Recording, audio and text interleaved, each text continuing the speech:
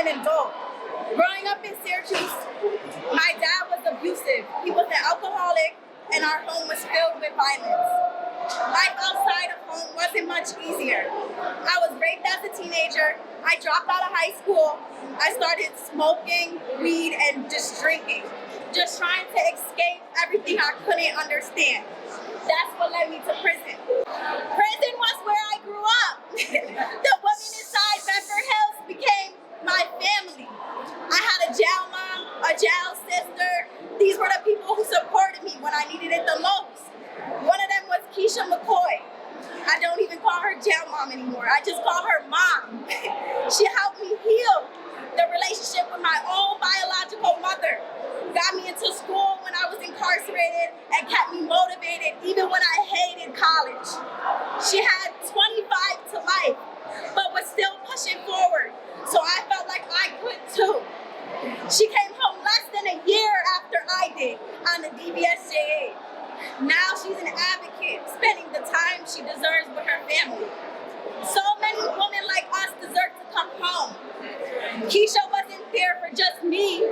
She helped everyone in there, especially the younger girls. And eventually I started doing the same. I began showing up for the other girls the way she showed up for me. That's the kind of transformation that happens when you have love, support, and hope. Imagine if that kind of encouragement that we gave each other on the inside was supported by law.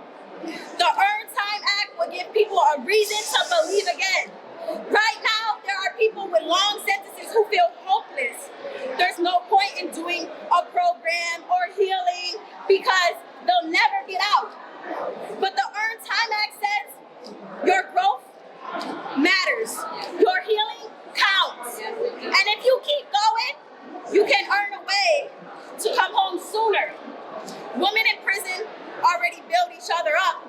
This would change the whole culture of prison. Because when you give people hope, they act on it. My jail mom showed me that. I had a 12-year sentence. The Domestic Violence Survivors Justice Act reopened my case, but I didn't meet the strict standards. So many judges are not properly educated on the law. People were applying and being denied. Not because we didn't deserve it, but because the judges didn't understand domestic violence and the trauma it causes. Through that process, I realized how much trauma I'd been carrying. Seeing my mom testify for 3 hours was the most powerful moment of my life. She cried, admitting how much she felt she had failed to protect me and my siblings. As I watched her through her pain, I could feel her healing. It hit me all at once. This is real.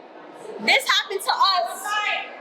When you're in the middle of violence and trauma, it becomes so normal, so numb, you can't even see it for what it is. Watching my mother testify, I couldn't even breathe. The trauma was racing through my mind like a movie. And finally, I could imagine a different ending for all of us. The Second Look Act is the spirit of the DBSJA, but it's more comprehensive. It doesn't require women like the ones I left behind to meet the same impossible standards. It gives everyone a chance to show how they've grown and healed.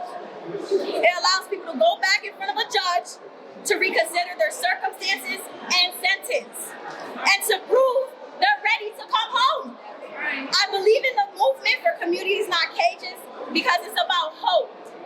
It's about lifting up our voices after years of silence. So loud they cannot ignore us.